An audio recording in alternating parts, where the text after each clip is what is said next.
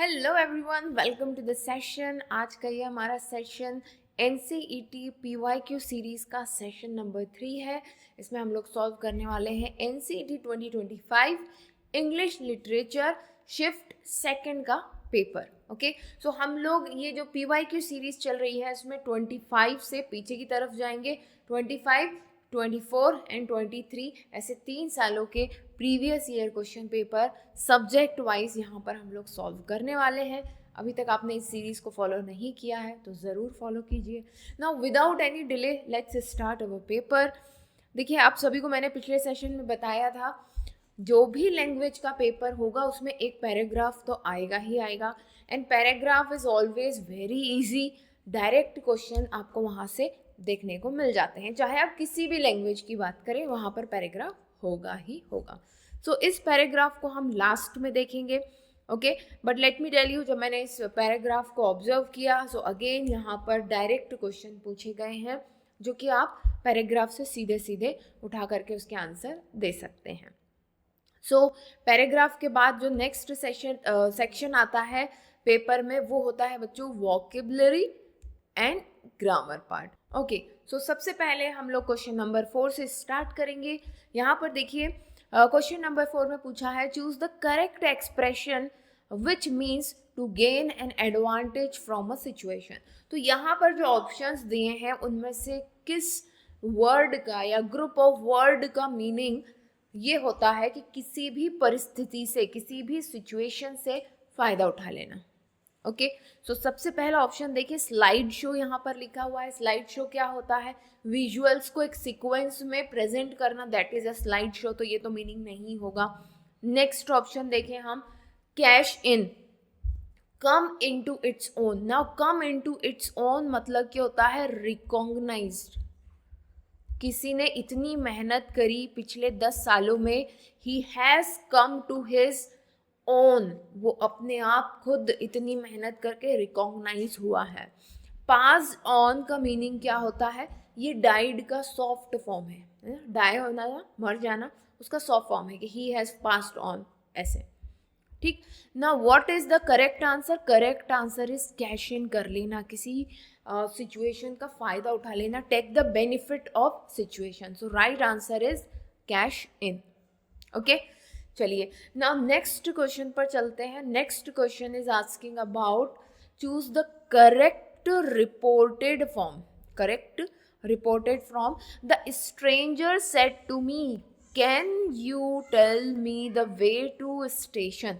Stranger ने मुझे पूछा, सेड टू मी, उसने मुझसे कहा can you tell me the way to the station. ना पहली चीज कहा क्या है उसने? एक्चुअली क्वेश्चन मार्क है तो आस्क्ड पूछा है, तो ये बात तो हमें समझ में आई कि जो रिपोर्टिंग वर्ब होगी वो आस्क्ड होगी, राइट और सेड है पास्ट फॉर्म में होगा। सो यहीं से इसका सही आंसर एक्चुअली में डिकोड हो चुका है, that is option number 3। The stranger asked me if I could tell him the way to station. Now can you का क्या हो जाएगा? If I could. Can you का क्या होगा? If I could. ठीक है, सो कुछ ही क्लू पॉइंट्स होते हैं जिससे हम बहुत इजीली जल्दी से अपने आंसर को डिटेक्ट कर सकते हैं। So straight away option 3 is going to be the right one. ठीक है, now next, choose the correct direct speech. The captain exclaimed with joy that they had won the championship. Okay, so exclaimed with joy, जब हम Joy के साथ exclaim करते हैं तो उसके लिए कौन सा एक्सक्लेमेटरी वर्ड लगता है? दैट इज हुर्रा, है ना, जॉय के साथ hurrah. Okay, so the captain said hurrah we have won the championship. Directly answer यहां से निकल करके आ जाएगा। ओके, नेक्स्ट, अच्छा यहां पर मैं बताते चलती हूँ, वॉव नहीं आएगा, ब्रेवो नहीं आएगा। ये वो तब होता है जब हम किसी को शाबाशी दे रहे होते हैं। ठीक है, एलास तो नेगेटिव है, ठीक, सो दोनों में ही नहीं होगा। वर्ब जो है सिचुएशन को एक्सप्लेन करने के लिए है।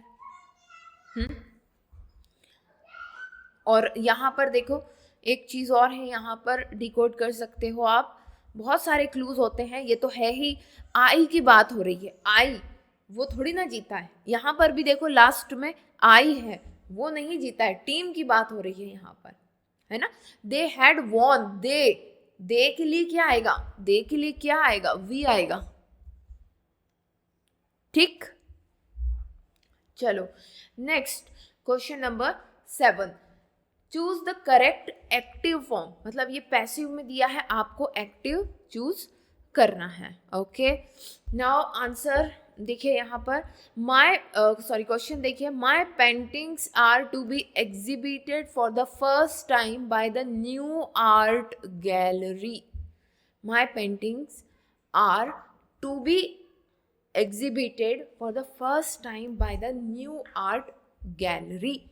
ओके, सो यहाँ पर देखो एक्टिव फॉर्म बताना है, ये पैसिव दिया है। सो क्या होगा यहाँ पर, देखो जरा, the new art gallery will be exhibiting my paintings for the first time, ये होगा क्या, नो, डेफिनेटली नॉट ना। यहाँ पर अगर हम ऑप्शंस को देखें, so my paintings are to be exhibited, ये फ्यूचर या आप कह लो कि प्लान्ड शेड्यूल्ड इवेंट की बात हो रही है यहाँ पर। Okay, so passive form must be in the same pattern, वो भी फ्यूचर शेड्यूलिंग की बात कर रहा हो, इस तरह से हमें चेंज करना है एक्टिव फॉर्म में, है ना। सो नाउ यहाँ पर देखो, the new art gallery will be exhibiting, कर रहा होगा, ये गलत चेंज है, राइट। ये फ्यूचर कंटिन्यूअस में लेकर के जा रहा है, ये प्लान्ड शेड्यूल को नहीं बता रहा है। Okay, so this one is going to be the wrong one. Now next is the new art gallery has exhibited, ये तो पास्ट में ही चला गया, ये भी गलत हो जाएगा, टोटली रॉन्ग। नेक्स्ट है the new art gallery has been, again has आ गया, पास्ट की बात हो रही है, गलत। ठीक, तो एक ही ऑप्शन बचता है फिर, क्या है, the new art gallery is to exhibit, करेगी my paintings for the first time. ठीक, so option number 2 is going to be the right one। Now next question is again on the passive form। choose the correct passive form, क्या बताना है, correct passive form आपको बताना है। They are building a new school and creating 2 new roads for access। They are building continuous में है, new school and creating 2 new roads for access। अब देखिए यहाँ पर कितना सीधा सीधा आपको आंसर मिल जाएगा। आर बिल्डिंग मीन्स ये प्रेजेंट कंटिन्यूअस की बात हो रही है, सो ऑब्वियस सी बात है पैसिव फॉर्म में भी प्रेजेंट कंटिन्यूअस को ही हमें यहाँ पर शो करना होगा, बस पैसिव फॉर्म में बताना है। सो अ न्यू स्कूल इज, पहले मैं आपको रॉन्ग ऑप्शन बताती हूँ, लेट मी टेल यू, सीधे सीधे आइडेंटिफाई करो, ये प्रेजेंट में है आईएनजी के साथ, यहाँ हैड हैज आ गया, past was past had passed, तीनों जो है पास्ट को शो कर रहे हैं। सो एक ही पैसिव फॉर्म है जो कि बता रहा है a new school is being build. इस क्यों लग रहा है, क्योंकि एक स्कूल की बात हो रही, a new school is being build, being passive form में जाता है, प्रेजेंट कंटिन्यूअस तो बीइंग लगता है, ये हमने पढ़ा है। And 2 new roads are being created for access। ठीक, तो सीधे सीधे आपको आंसर मिल जाता है option number 1। Now moving to the next, complete the sentence. Rohit got really angry with us and screamed, "None of you dash my friends anymore"। अब देखो none of you, none of you मतलब तुम में से कोई भी नहीं, ज़्यादा लोगों की बात हो रही है। अब यहाँ पर कोट किया गया है ना, कोट किया गया है इन्वर्टेड कॉमास में, मतलब कि उसी के सेंटेंस की बात हो रही है जो उस समय उसने बोला था. So none of you are my friends. ठीक है, फ्रेंड्स भी है, प्लूरल है तो उसके साथ आर आएगा, है ना. और ये दो तो पास्ट के ही हैं तो ये हट जाएंगे, इज हो नहीं सकता. So are is going to be the right answer. Now moving to the next question. Excuse me, dash this train stop at Raipur. Excuse me के बाद अब क्या यहाँ पर helping verb लगेगी? Do, did, does, was. ठीक है, तब हमने क्या पढ़ा था? हमने पढ़ा था कि जब भी, अब ट्रेन की बात हो रही है, सिंगुलर है, हाँ सिंगुलर है, तो ऑब्वियस सी बात है जब सिंगुलर है तो हेल्पिंग वर्ब हमारी प्लूरल वाली लगती है, दैट इज डस, है ना. डिड और वॉज आएगा ही नहीं क्योंकि पास्ट की बात ही नहीं हो रही है ना. सिंपल टेंस की बात हो रही है यहाँ पर कि वो क्वेश्चन पूछ रही है at present, right. So excuse me, does this train stop at Raipur. तो आपको ही पता होना चाहिए कि सिंगुलर नाउन के साथ किस तरह के वर्ब यूज होगी. ठीक है, तो यहाँ पर क्या आने वाला है? Does. Right answer is does, not do. Okay, so question number 11. Choose the suitable antonym for the word contrite from the options given below. Now contrite का मीनिंग क्या है आपको पता होगा तभी आप इसका आंसर दे पाएंगे. ना सिर्फ कॉन्ट्राइट का, बाकी जो वर्ड्स ऑप्शन में दिए हैं उनके भी मीनिंग आपको पता होने चाहिए. सो यहाँ पर हमें समझ में तो आ रहा है कि अपॉलोजेटिक मतलब कि जो क्षमा की कंडीशन में क्षमा मांगना चाह रहा हो, है ना. हर्टफुल, जो आहत हुआ हो. ठीक. Concise and impenitent. तो आप ये समझिए कॉन्ट्राइट का जो मीनिंग होता है पश्चातापी, है ना, जिसको पश्चाताप, फीलिंग रिमोर्सफुल. क्या है? फीलिंग रिमोर्सफुल, जिसको पश्चाताप हो रहा हो. तो आपसे पूछा गया है एंटोनिम, मतलब इसका अपोजिट, जिसको पश्चाताप नहीं हो रहा हो, दैट इज अ इम्पेनिटेंट. तो सही आंसर क्या है इसका? इम्पेनिटेंट. बाकी तीनों का मीनिंग जो है अपॉलोजेटिक, हर्टफुल, कंसाइज मीन्स कि उन्हें शर्म आ रही है, उन्हें पश्चाताप हो रहा है. ओके, कॉन्ट्राइट का मीनिंग भी यही है कि उन्हें पश्चाताप है, उन्हें अफसोस है इस चीज़ का. और इम्पेनिटेंट जिसे कोई अफसोस नहीं है, अपोजिट पूछा गया है, इसलिए हमने सही आंसर क्या लगाया है? 4. Now moving to the next. Choose a suitable synonym for the word indicit. ठीक है, नाउ क्या मीनिंग हुआ इसका? कुछ ऑप्शंस देख करके कुछ शायद समझ में आए. कंडेमन, रिपेयरमेंट, एक्यूज, एलेज. ठीक है, आपसे सिनोनिम पूछा गया है, सेम मीनिंग पूछा गया है. नाउ ये जो इंडिसिट मीनिंग होता है, इसका मतलब होता है किसी को ऑफिशियली चार्ज लगाना कि हाँ भाई ये दोषी है.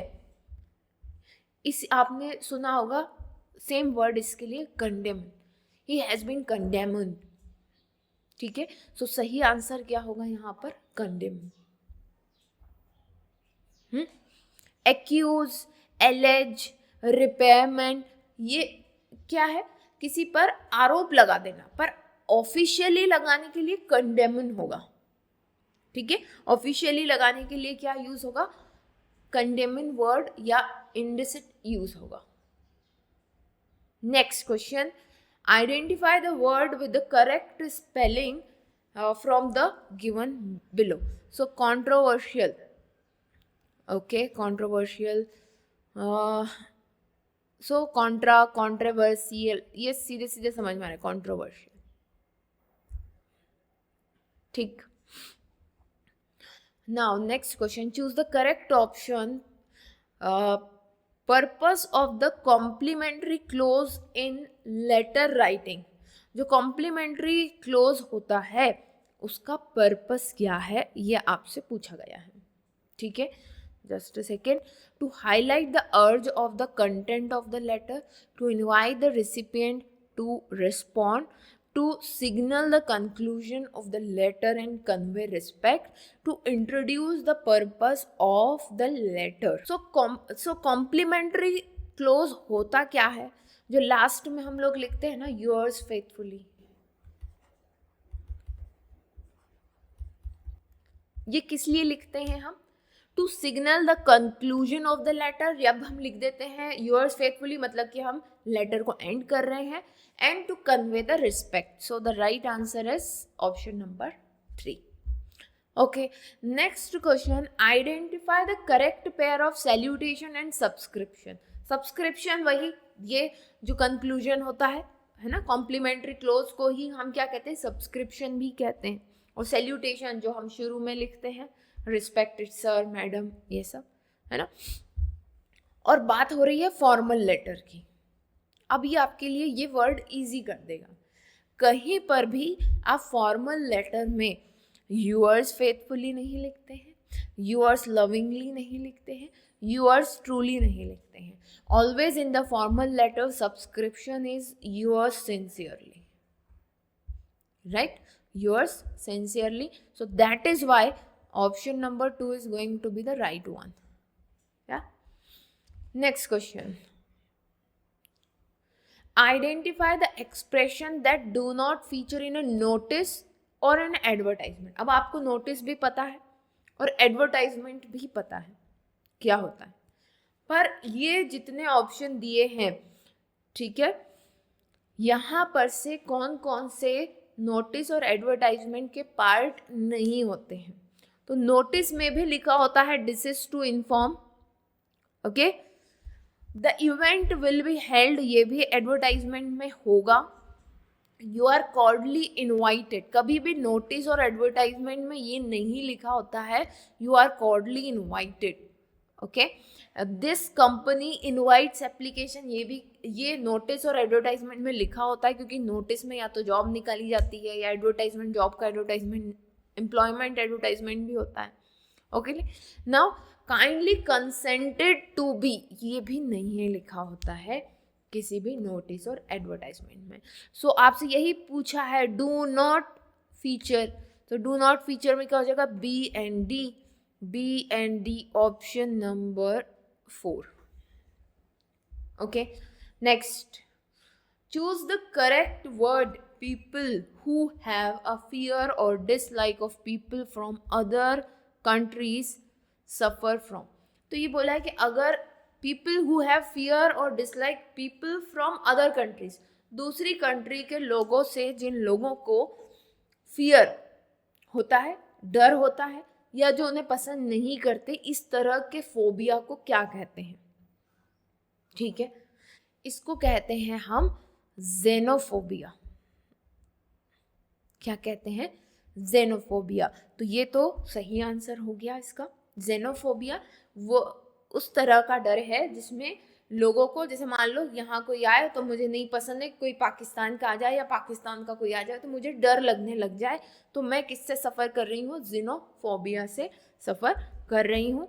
इसके अलावा ये क्लस्टेरोफोबिया है, okay. So claustrophobia is a phobia of enclosed space, ठीक है, लिखना उसको वहां पर, enclosed space afraid.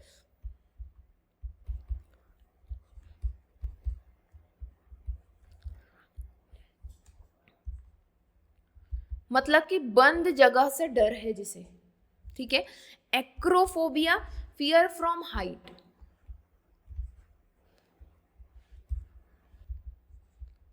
And glossophobia is phobia, severe phobia of public speaking. Public में अगर स्टेज पे आपको खड़े होकर बोलने को कहा जाए तो आप नहीं बोल पाएंगे. Fear of public speaking, fear of public speaking, ठीक है, right. Now yes, next is choose the correct word. A speech in a play in which a character is alone on the stage. तो इसका answer हमने पिछले session में भी बात की थी इसके ऊपर, है ना। क्या आंसर था वो? soliloquy. Soliloquy is a type of speech where a character is present on the stage. Stage पर एक अकेला इंसान खड़ा होकर के कुछ किसी भी कैरेक्टर में जा कर के उसके डायलॉग्स बोल रहा है, नॉट डायलॉग्स, कुछ बोल रहा है उस कैरेक्टर से रिलेटेड जो भी सिचुएशन है उसमें, है ना।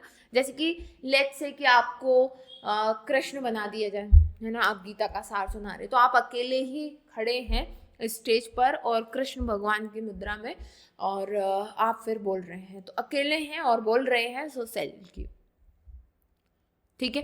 मोनोलॉग मतलब कि अ लॉन्ग आप कह लो कि long, it's a dialogue but a large piece of dialogue, एक अकेले आपको ही लगातार एक फुल स्पीड में बोलते चले जाना है, that is a monologue, okay. Now colloquy is the conversation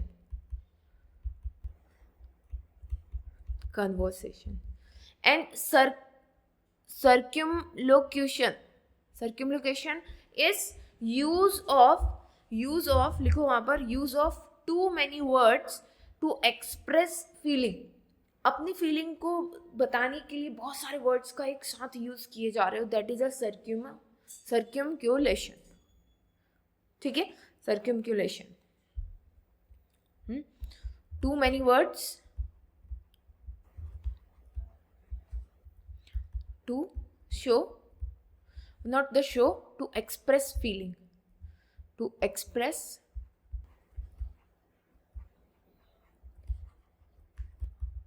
feelings, ठीक है। चलिए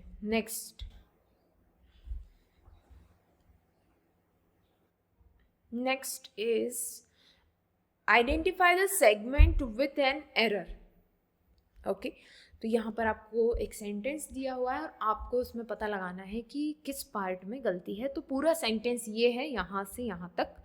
I heard about that the director said to them that he didn't think it necessary that he should have to agree with everything they proposed.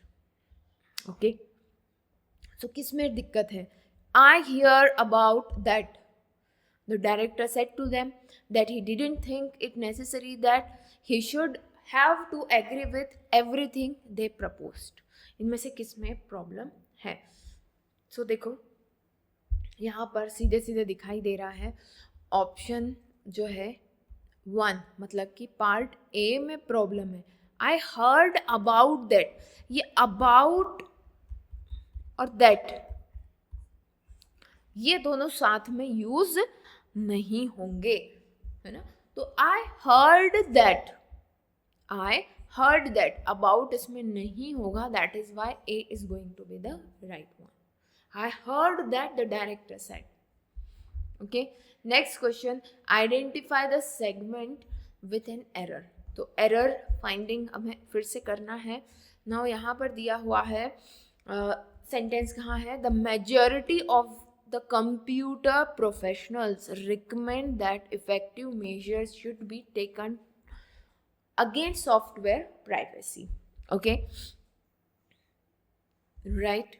So the majority of the computer professionals, देखो जरा ध्यान से यहाँ पर the majority of the computer professionals, 2 बार यहाँ पर the आ जा रहा है। the majority के बाद जब यहाँ हो गई है the majority of computer professionals, ये आएगा। तो ये जो द है ये एक एक्स्ट्रा है। सो ये किस ऑप्शन में आ रहा है? ऑप्शन नंबर ए में आ रहा है यहाँ पर, मतलब कि 1। फिर से द रिपीट नहीं होगा, तो सही क्या होगा? The majority of computer, repetition हो रहा है ये अननेसेसरी, कंप्यूटर प्रोफेशनल्स, इस तरह से, ठीक।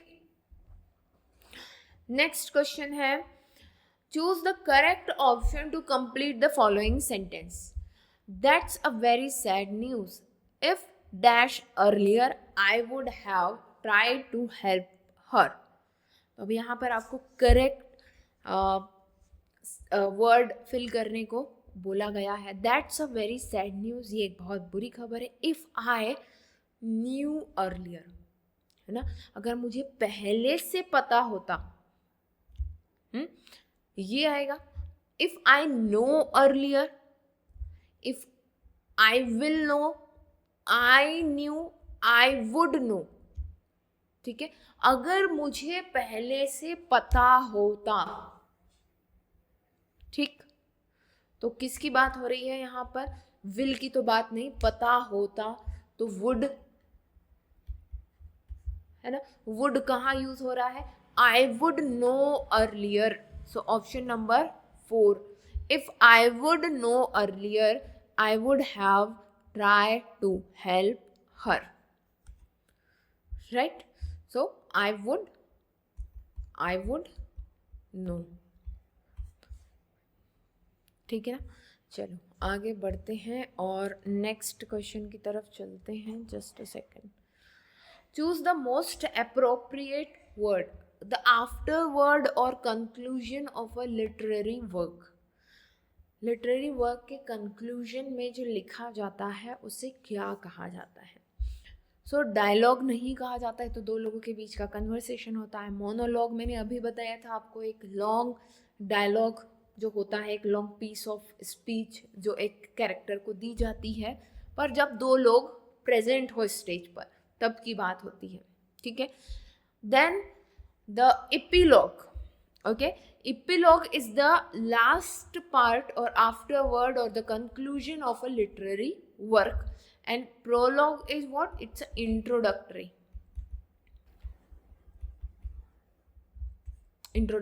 part, ठीक है। Now the next question is select the correct name of the author of book Panchatantra. तो पंचतंत्र किसने लिखी है? तो सभी को पता है, विष्णु शर्मा ने लिखी है, ठीक है। So that is the right answer. Now let's go back to the paragraph. So again the paragraph, this paragraph is very lengthy actually, है ना, but जो questions हैं वो सीधे सीधे हैं. So I am not going deep into that. You can easily see here. Identify the statement which are correct, incorrect based on the passage you have read. So जो passage आप पढ़ेंगे उसमें से आपको यहाँ गलत option बताना है. Then identify a factor responsible for the growth of ecotourism that you can also identify directly. And then the correct interpretation.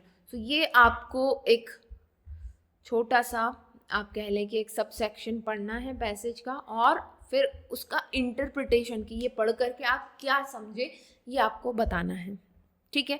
तो इससे 3 क्वेश्चन ऐसे निकल करके आते हैं. सो आई होप कि आज के सेशन में आपको काफ़ी कुछ चीज़ें नई जानने को मिली होंगी और पेपर पैटर्न किस तरह का आता है ये भी समझ में आया होगा और किन की एरियाज़ पर फोकस किया जा रहा है. ओके, चलिए फिर मिलते हैं नेक्स्ट सेशन में. तब तक के लिए best of luck and bye bye.